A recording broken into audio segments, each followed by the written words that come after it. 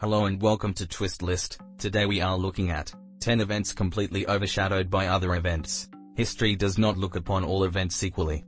The knowledge of most things that have ever happened has disappeared along with the people who witnessed them. Even certain events that felt like they deserved a mention or two get overlooked, not necessarily because they were unimportant but because of bad timing. They had the misfortune of occurring at the same time as an even bigger event and simply got overshadowed. The 9th spot on the list is occupied by the 1994 NBA Finals. As the culmination of an entire season of basketball, the NBA Finals don't usually have a problem finding an audience. However, 1994 looked to be an iffy year.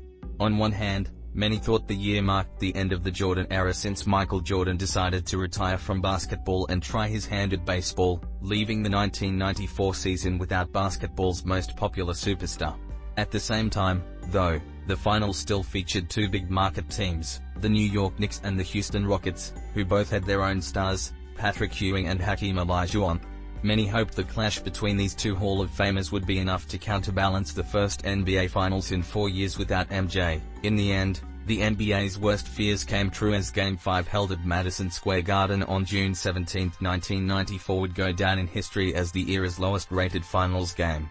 However, this wasn't because the action was boring or because people wanted Jordan back, but rather because everyone in America was glued to their TVs watching the notorious white Bronco O.J. Simpson chase. It was one of those "where were you?"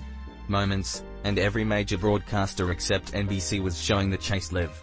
Knowing they were losing viewers, NBC affiliates pulled the game and also started broadcasting the chase while the NBA itself eventually went into one event being outdone by another is when two famous people die. The more famous person will always get more attention from the media, so a celebrity's passing can sometimes be almost completely overlooked. Such was the case with Groucho Marx, the renowned comedian from the golden age of Hollywood who starred in many popular comedies of the day alongside his brothers. By the time Marx died on August 19, 1977, his career was nowhere near where it used to be. Even so, his legacy couldn't be denied, particularly his distinct look. Younger audiences might not be familiar with his movies, but they can still walk into almost any costume shop in the world and get the trademark Groucho disguise consisting simply of glasses with a thick mustache and eyebrows. Add a cigar for extra authenticity. But when Groucho died, the world didn't react because it was still stunned from the death of Elvis just 3 days prior. Nowhere was the lack of attention more obvious than in Time magazine.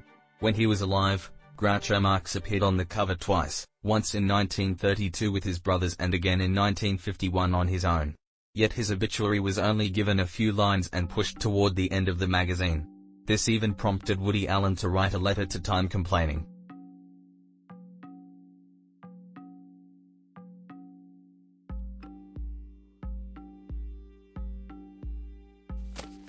At number 7 we have the Servant Girl Annihilator.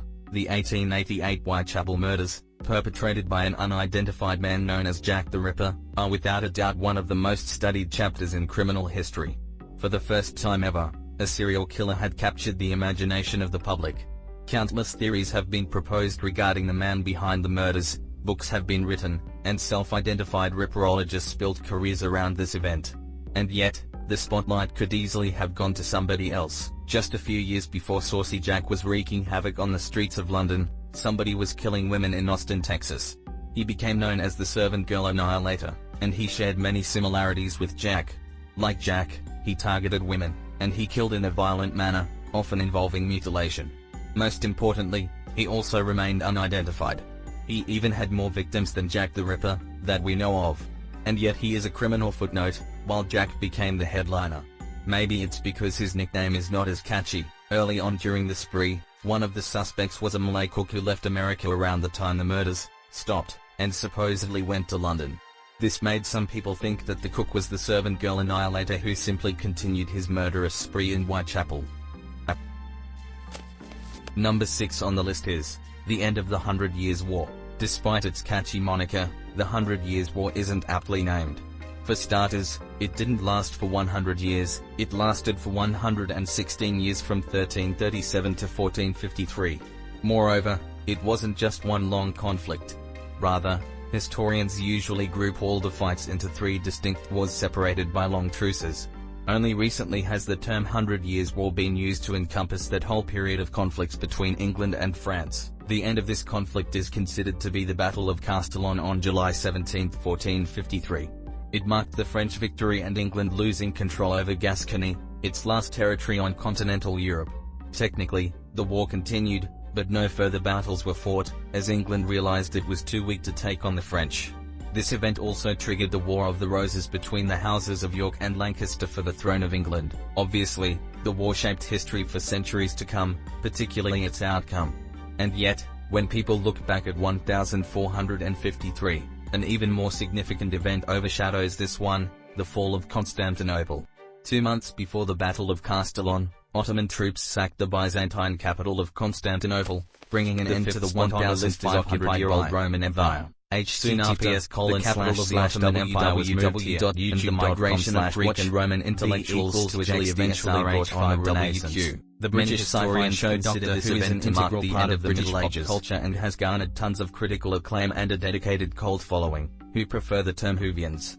It's been on since the 1960s, other than a long pause during the 90s, and contains over 900 episodes, of which almost 100 are considered missing. But the show got off to a very rocky start. The pilot episode of the show, split into 4 parts, was called An Unearthly Child. It featured William Hartnell as the first incarnation of the Doctor and Carol Ann Ford as his granddaughter and companion Susan Foreman.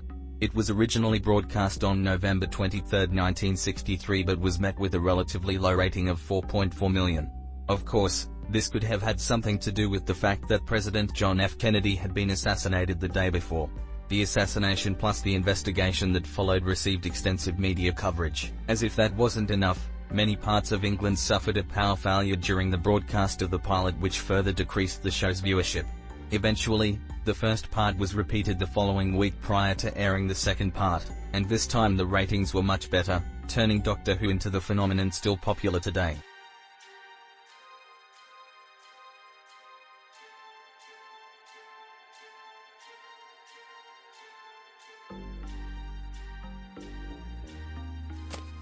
Number 4 on the list is Pilot. On April 16, 1947, Texas City suffered one of the deadliest industrial accidents in U.S. history after a docked vessel carrying over 2,300 tons of ammonium nitrate exploded, causing killing 581 and injuring thousands. Besides the huge loss of life, the disaster had long-running consequences, eventually leading to the first-ever class action lawsuit against the U.S. government on behalf of almost 8,500 people. A relief effort was organized, and the media were on hand to cover this national tragedy, but most Americans were focused elsewhere because the most anticipated and hotly debated debut in American sports history just took place the day before. On April 15, 1947, Jackie Robinson became the first black man to play Major League Baseball since racial segregation had begun in the sport. To this day, April 15th is celebrated by every Major League team as Jackie Robinson Day, so it's a pretty safe bet that the event carried a lot of significance. All over the country, people were putting in their 2 cents on the matter. They might have been for it or against it, but everyone certainly had an opinion, and this made the subject media gold. The Robinson story didn't die down anytime soon. The media covered the hardships and rejection Robinson had to endure from other teams and even his own teammates who didn't want to play alongside him.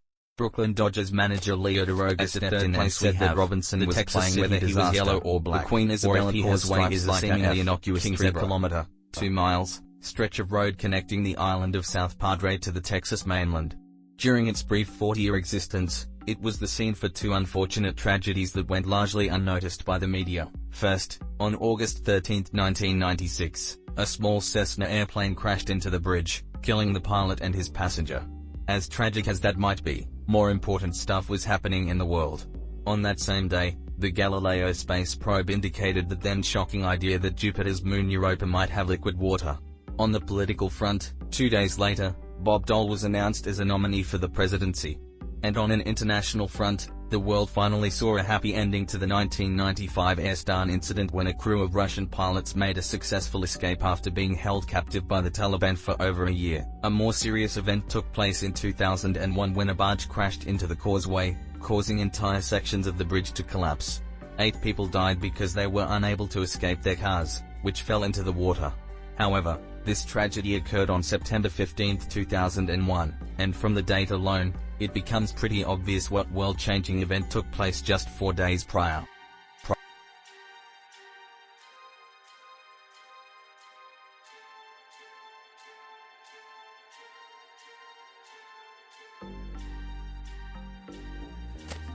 At the second spot is Queen Isabella Causeway disasters. The return of the mad gasser might sound like a B-grade horror movie, but it was a real problem for the citizens of Mattoon, Illinois. The mad gasser was responsible for a string of gas attacks in Beaucourt County, Virginia during the 1930s. He was never caught and disappeared for 10 years before making his return in the city of Mattoon. If all of the attacks attributed to him were genuine, then the mad gasser was responsible for over 50 attacks, all of them harmful but non-fatal. However, many people think that the mad gasser never existed. Several theories have been proposed regarding his identity, and many claim that it was never the work of one person. Mass hysteria is often proposed as the main culprit since people blamed a gas attack every time they smelled something funny. Only one real person was put forward as a suspect, a mentally unstable yet scientifically gifted man named Farley Llewellyn. Regardless of who or what was actually responsible, the idea that an American city was under attack by a madman could have been a story that captivated the entire nation. If it didn't take place during World War II. As it happened, the mad gasser's return happened just a few days after the liberation of Paris after 4 years of Nazi control. Thousands of French people and Allied troops flooded the streets in celebration, and the media was busy covering what might have been the biggest morale boost for the Allies during the entire war. The mad gasser, John Fairfax, lived an exciting life filled with danger and adventure. At 13, he temporarily left home and went to live alone in the jungle. He survived by hunting wild animals and selling their pelts for supplies. At age 20, a troubled Fairfax wanted to kill himself, and he made the odd choice of using a jaguar attack as his preferred suicide method. He waited patiently in the jungle for a jaguar to attack him but also kept a revolver close in case he changed his mind. And he did. RGHT when a jaguar pounced, Fairfax shot it. He then sold its pelt. Later, when he was finally looking for a serious job, he found one as an apprentice to a pirate. Therefore, his next years were spent mostly as a smuggler, although he did actually learn navigational skills as a result of his apprenticeship. None of those is the main reason why Fairfax is remembered today, though. On January 20, 1969, Fairfax set off on his own from the Canary Islands in a boat. On July 19, he arrived in Florida, becoming the first person to row across an ocean solo. Fairfax became the talk of the town, but only for a day. His bad timing didn't allow him to bask in the adulation of the media because the very next day, something truly historic was happening. On July 20, 1969, all of humanity was watching as the Apollo 11 astronauts became the first humans to walk on the moon. At number 1, the Petrov Affair. The Petrov Affair was a busted Soviet espionage operation in Australia that split the Australian Labor Party and subsequently changed Australian politics. At the center of the whole conspiracy were Vladimir Petrov and his wife, Evdokia Petrov. The duo, who were Soviet KGB spies, were sent to the Soviet embassy in Australia as members of staff in February 1951. Vladimir soon became friends with Dr. Michael Bialogsky, who himself was a spy for the Australian Security Intelligence Organisation, ASIO, for several months. ASIO used Bialogsky to convince Vladimir to defect, but Vladimir refused. He later defected after he and his wife were accused of running a cell in the embassy loyal to Lavrenti Beria, who had recently commanded the Soviet secret police but had fallen from power. This meant that if the couple ever returned to the Soviet Union, they might be killed. Vladimir finally decided to defect the same day the person to succeed him at the embassy arrived. He defected without informing his wife, who was placed under house arrest at the embassy. 2 KGB agents later arrived in Australia to take her back to the Soviet Union. She was taken to the airport, where a crowd of staunch anti-communists had already gathered to rescue her while she was being dragged to the plane. Australian authorities initially did not want to get involved in the issue, but they decided to step in after witnessing the crowd at the airport. Australian Prime Minister Robert Menzies ordered an ASIO agent to meet her at the airport and grant her asylum. The 2 KGB agents were disarmed, and Evdokia was removed from their custody and taken to a safe house, where she also defected. The couple was reunited, but Evdokia still feared that her mother and sister would be killed by the Soviet Union. Their fate is unclear, giving this story a bittersweet ending.